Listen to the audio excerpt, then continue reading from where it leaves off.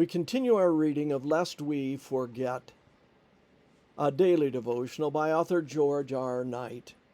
Today's reading, May 4. Meet Uriah Smith. The gospel must first be published among all nations. Mark 13:10.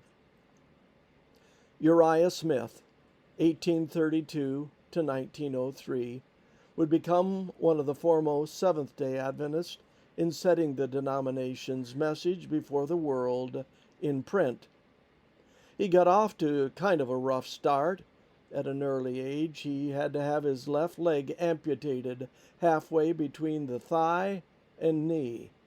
That was bad enough, but the 29-minute operation took place on the family's kitchen table with no anesthesia.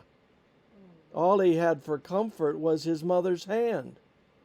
Most of us have little concept of what it meant to live in the good old days. Uriah's mother became a Millerite, and the young boy was baptized by an Adventist elder in the summer of 1844.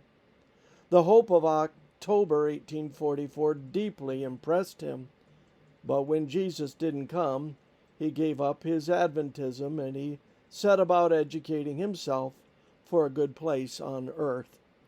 The heavenly concerns highlighted by the Adventist receded further and further from his vision.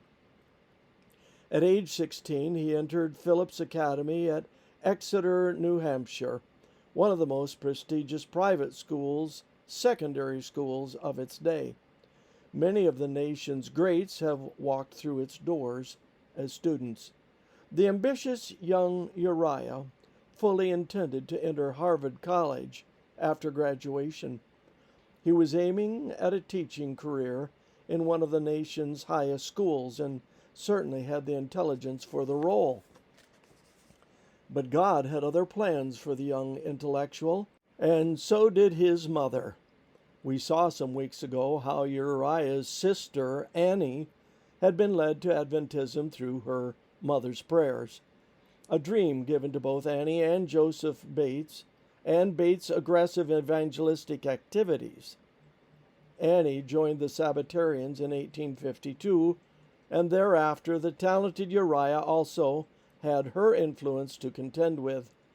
Finally, in September 1852, the 20-year-old agreed to attend an Adventist meeting at which he heard James and Ellen White explaining the reason for the 1844 disappointment and the adoption of the seventh-day Sabbath. That led to more than 2 months of intensive study on the topic. The crisis point came in December 1852 with the death of his father. Brought face to face with reality, Uriah gave himself wholeheartedly to the Lord, who would use him mightily. Lord, how we struggle against full surrender to you. Help me this day to give myself wholly to your cause. Use me, Lord, to be a blessing this very day.